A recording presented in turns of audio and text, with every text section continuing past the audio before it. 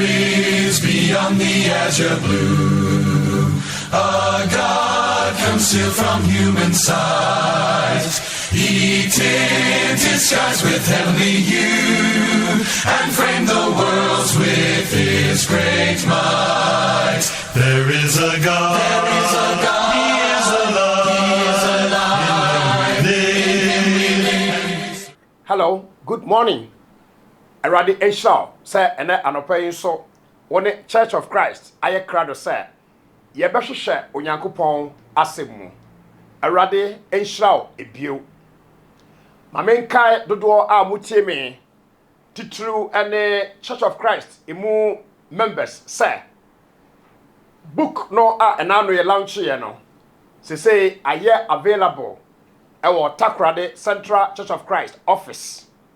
And this obi ehia bia wobetumi ama obi akohwe bi ama ewo Takrade Central Church of Christ office ho free Monday edikosi Friday open so obetumi Takrade Church abesom kwasiada na uwia wonsa ebetumi aka enwoma no ebi sa adesua me no esuan ewo enwoma ni mu asore a Onyankopon ede ba ewiase na mebo empire se wobeto obo ase boko na watie adesua no ayesua no wadi akire asembisa bi ho a watumi abisa na yegyina ye de asua ade wo bebre empanimfo se ye wo fufu a mannom eho enkwan na se kire ene se adesua no se yekasa eye in series a ekira se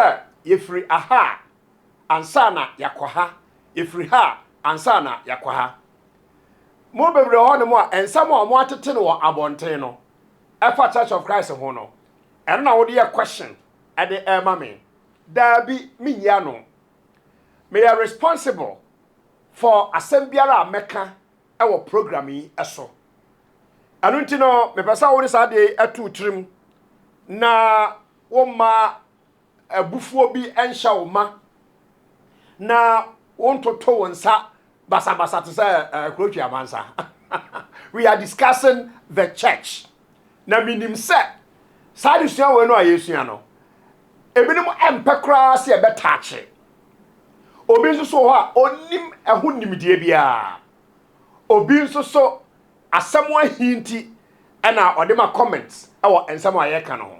Yes, yenam Bible so ka kire onipa dasani biara se yewura Yesu Kristo oba ewiase no ode asore ebai sa asore no ana menu esua eho asem ma me so bio na me kan che o se me a me gina hai mente asore ana me ye campaign sa enipa mram na dabre e bia mo ba mo ntu so dudu no aboa me ama yeye mente church bia sa e bia wonim enso so a me gina so se a me no e ka se me nya sofo emma asore bi me mprichi emma asore bia me ye Church of Christ ni a me ye adwuma edema Kristo me na asore bia no se de ya no mu bi no mu ka mo address pastor ne ade no me nya pastor me no ehwe Onyankopon asemu entito obo ase ema obumfu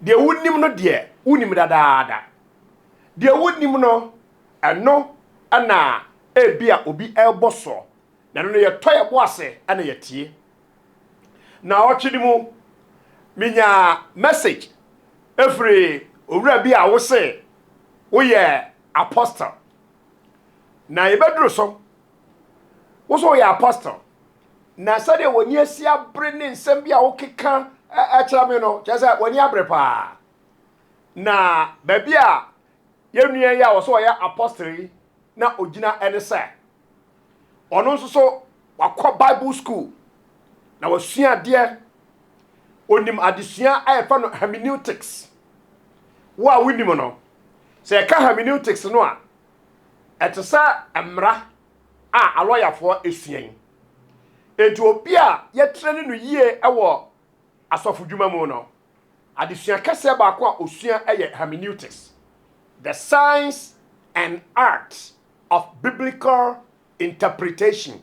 Tenye, a combination of science and arts of biblical interpretation. Okwan a yɛfa so na yɛde kyerɛkyerɛ kronkron ni mu eyie. Ɛno ane adusua kɛse a yɛfa no hermeneutics no. Owura ne sɛ wasua bi.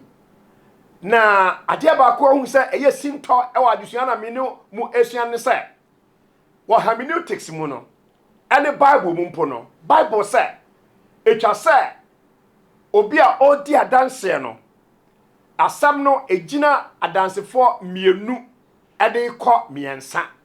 Ɛno ansa na yɛtumi agye obi asam a ɔka no atom. Na otie me nsam a maka ɛfa asɔre ne ho no. Na me kasa ɛde afa enkomhyɛ ahorow a yɛahyɛ ɛde afa asɔre ne ho no. Ɔte sɛ me kotu quotation baako pɛ.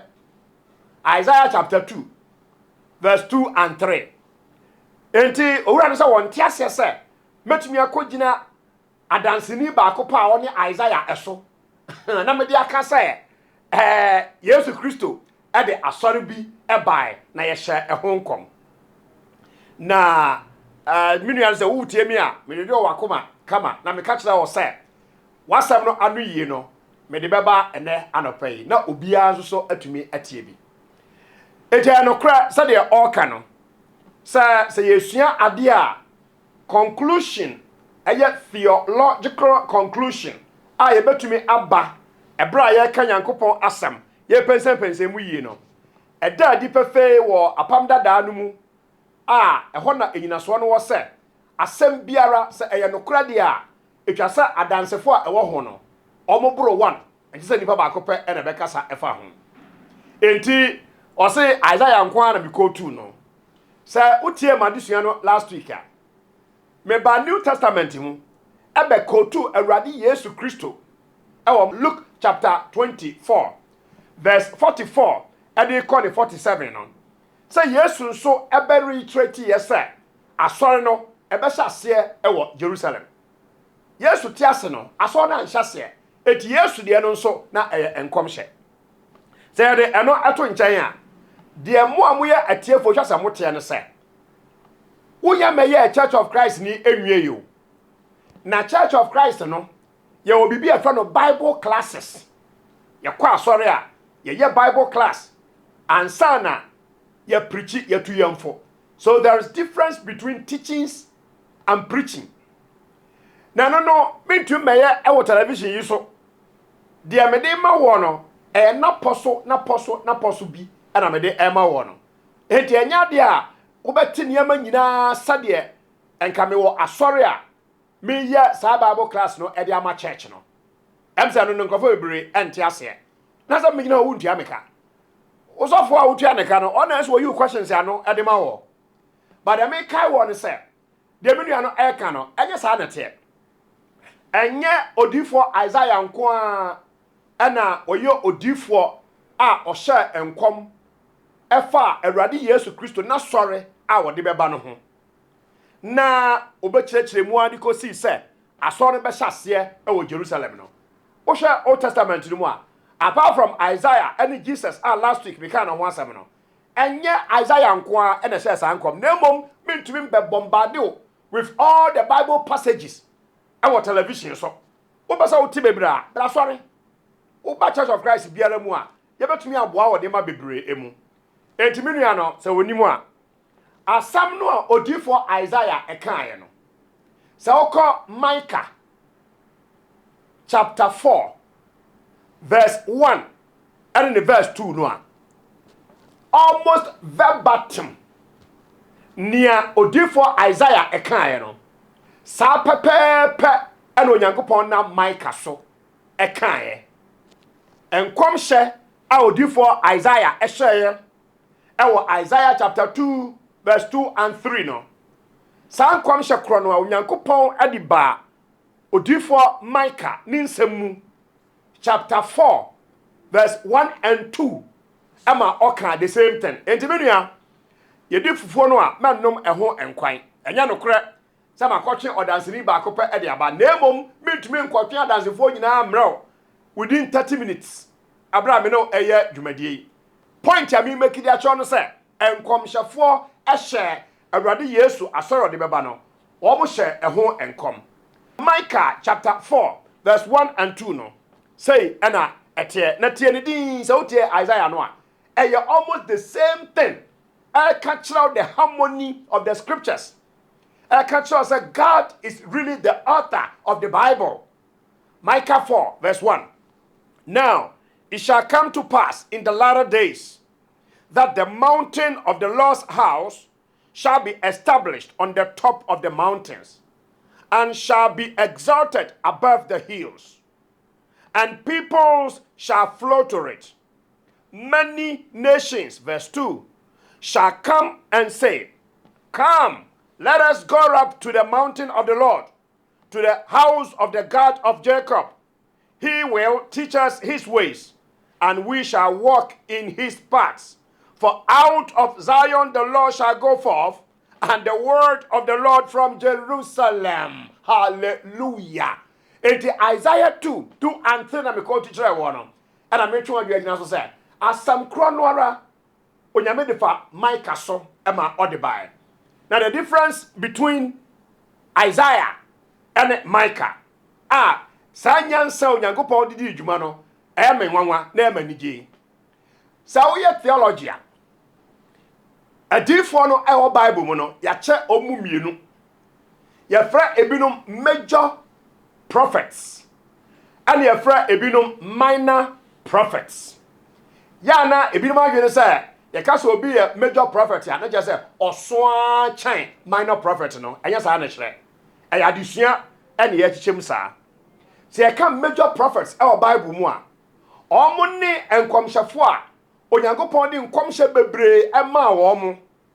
Nti se okọ Bible mu a omo books no eye voluminous. Ase no say book no eson. Enti Isaiah ya me no ka no ho asemi. Ekwa akodo chapter 66 you. Enti Isaiah can sem p. It was a major prophet. Ezekiel eka ensem p. It was a major prophet. Na dodoɔ a ɛwɔ apamda dem wo yɛ enkomhyɛfoɔ na ɔmo books no sa okenkan a ɛnɔɔso no ɔmo ne yɛfrɛ ɔmo minor prophets na nyɛ so yɛ minor as in his person na information ana enkomhyɛ onyankopɔn de ma ɔmo no ɛnɔɔso te sɛ ɔmo a aka no. Minor prophets no baako ɛne Micah. It is all Micah eguma ni mu a uyitwemu a edu chapter number 7 pa na kyerɛ Micah ɛde aba awie ɛno a ɛno no na Isaiah de ɔka bebre di kosi Isaiah chapter 66. Dia Micah bemo appreciating yame no kure ni sɛ onyankopɔn aso na ɔnam Yesu so ɛde ba no ɔbra a ɔhyɛ ɛho nkom no oyodi for Isaiah ɔyɛ major prophet. Ejina ho ma all the major prophets. Ana waba beyi Micah. A wonu so gina de ma all the minor prophets. Omo nhye enkom. Emfa asori a owura Yesu Kristo ede beba no ho. Na omo nkyere kuroko a asori no ebe hye ase wo so. Me bo mpa ye se, me nua na woni abri bebre no, wo bete sa ensem winum ase. Na wo a utie me nso so, wo di bi abo wontoma no. Yesua the church. So okay wadwene last week ebra me bae no me no atu kwan ekọ Jerusalem. Yeshe Acts chapter 2. Na me no pense mu a di besi verse 41. Acts 2 verse 41. So okay wadwene. Then they that gladly received his word were baptized, and the same day there were added unto them about 3,000 souls. Was it? And now 1 year ede efe eje Petro asanka a okaye ewo Pentecost da no etum no. Omo ma kwan e ma ye bo wo mo asu na eda no ara wo de akrabe empem miensa 3,000 ena eba ebeka wo ho. Okaya I celebrated the goodness of God by telling you what Acts chapter 2 verse 41 said. Hooray! the church of Christ is born. Jesus said, Munko wiase nyina nkwa ka sampa no ncha amode nyina. De ogidie na mobɔ nasu no obegye no nkwa. De wanye ne de obebu ne fo. Pentecost da Peter a preacher wi. Waka adwensakra ensem. And waka ekwan ye onyame nam so ede onipa ebone eche no eho asem. Enipa 3000 aba abebo asu. And America just nipa 3000 ebo asu no. Eno ne Church of Christ I can want some war Bible muno. Na shasye, the former beginning of the Church of Christ on earth is found in Acts chapter 2 verse number 41. Odafo wutie me. Osofo ben na wotie me enne. A obetumi aka kire me say Bible no ada ho no. Asori bia anim. Na je say Paul no onkwa asori. Peter no onkwa asori. Na John enkwa asori. Adikanfo de ebo omudie no omo nkwa asori ana. Se no omo kwa asori de a. Adesua mi no esuan se ede asori na no omo kɔ. No omo kɔ presbyterian na. No omo ye Roman Catholic Church for ana. Ana no omo kɔ Baptist Church. Na omo ekɔ Aladura. No omo kɔ honhon sori. When you bring enkwagye wo Jesus Christ, these questions must be asked. Odafopa a wutia me. Ye kan Yesu eho asem a kire dipa na enipa no agidi a anamo wo twato ene se ye de be hye ensuom abonasu wo agya no ene oba no ene ho kronkron edin mu ade amane bone fafire sade a kire kronkron no aka no Yesu ne kan ye Luke 24 verse 47.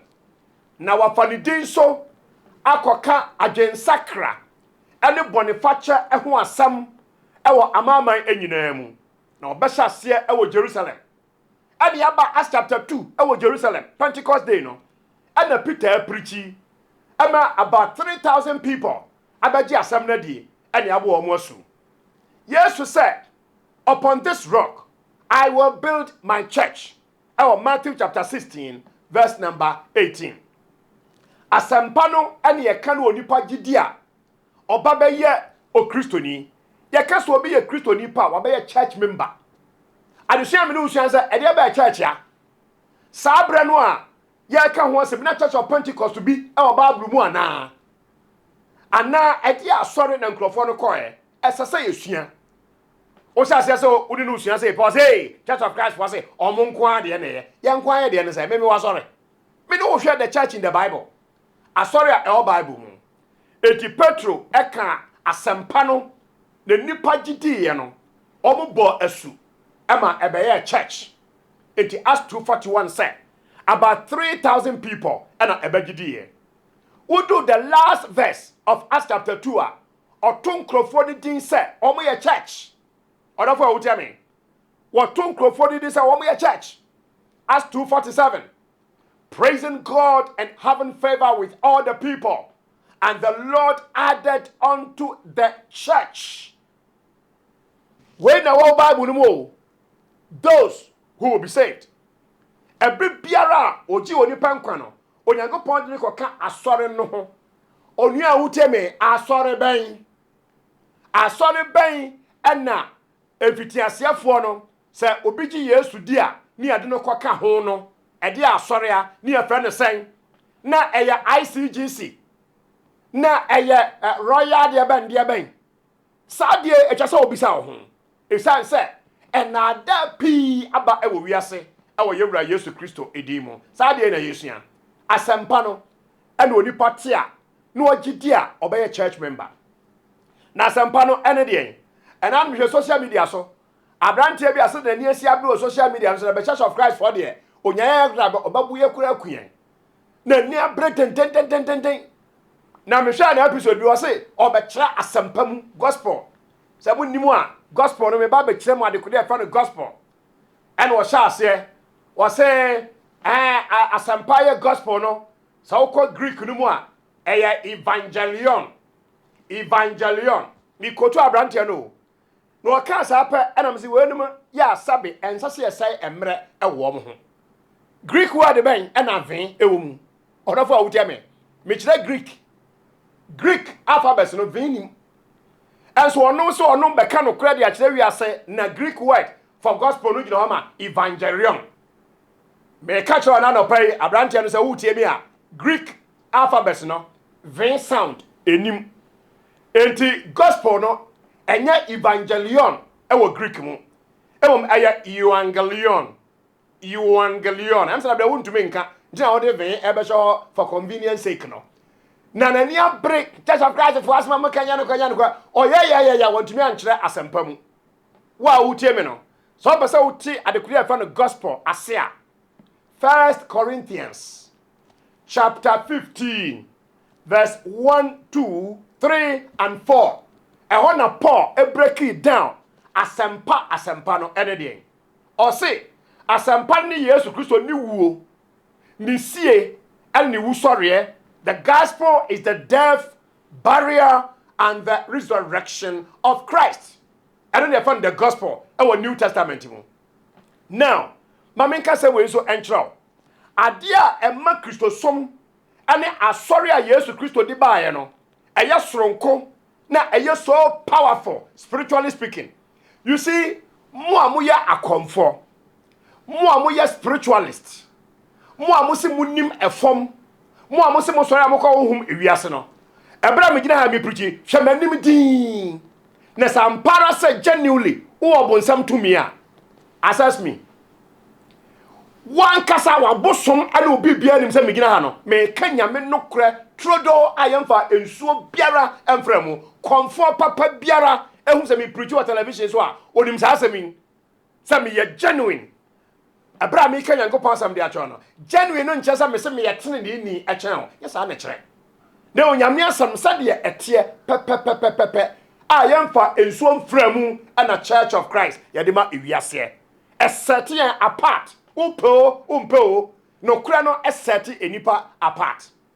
The resurrection of Christ, our connection with the establishment of the church.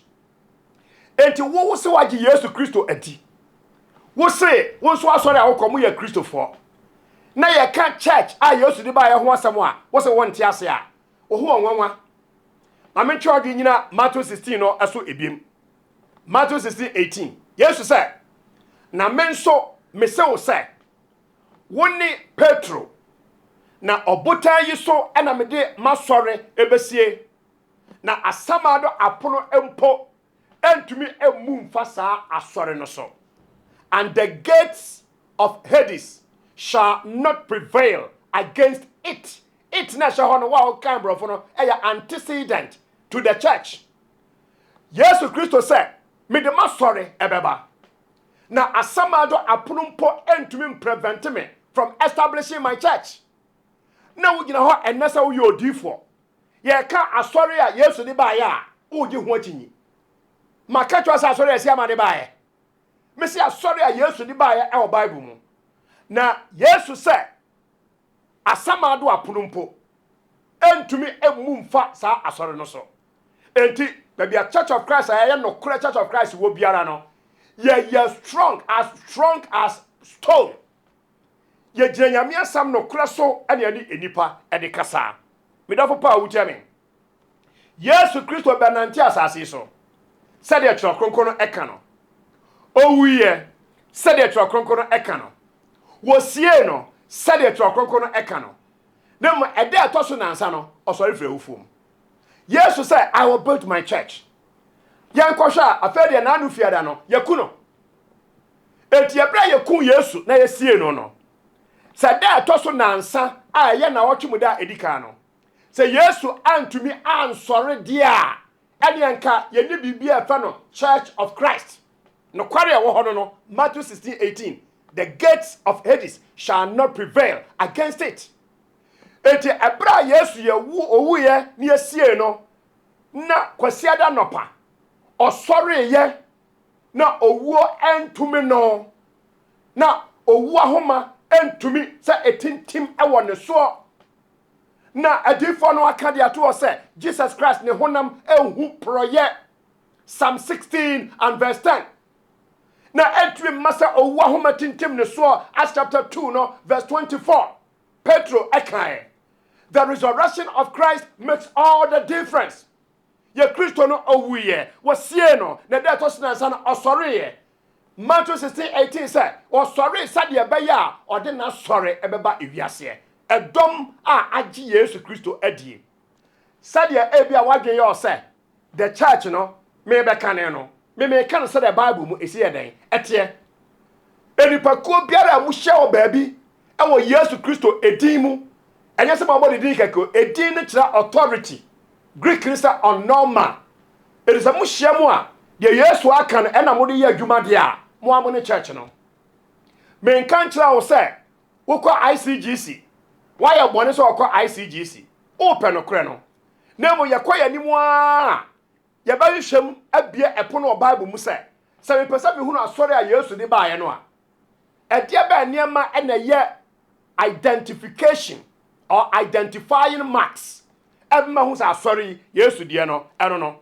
se wo hu de a me kan cho sa free baby awo ho na bra baby a me kọ asori ansa na me ho adwome I'm not preaching about myself nemo wasori awo mu say Yesu de ade a ene niema bia monye no me ba be kawo na fe mo hyase aye enema bia moye a violate apam foforo emra no agen sakra nyankopon ehwehwe ye nane no yakọ mia bebra akọ preachi e wasase so a whole church adane abaye Church of Christ na ka so madan abaye Church of Christ nyesa me mate asori bi eno ma beka me ho Yesu die no na ye ka eho asem me da popa a wotia me Church of Christ for say omonko a de na ye Kristo som say Yesu Kristo nko a na je nkwa true of us mene ekwan no kura no ene enkwa no obi nkwa agya ne nkyɛn gese onam me so ase ne say etrasa apart from Christianity no osum biara wasase so no matter how omo articulate no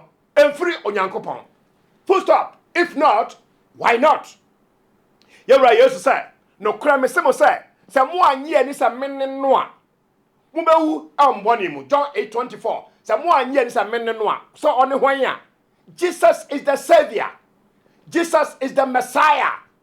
The Messiah. Odno ni obi a onyame atwena so se omra no magi enkwa. Enti no owu ye isie no na de to so nansa no osori efiri awufo mu. Owuo antumi no wadi Asiamah so. Ekunimdifo ane yewura Yesu Kristo no. Enti Church of Christ no ayeka ho asem no.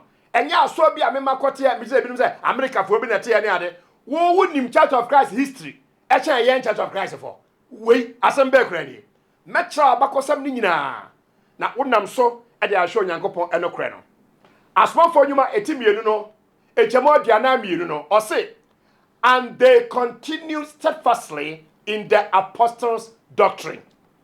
Awurade boa next week sameba ye be sha se ye be explore the apostles' doctrine. What is it?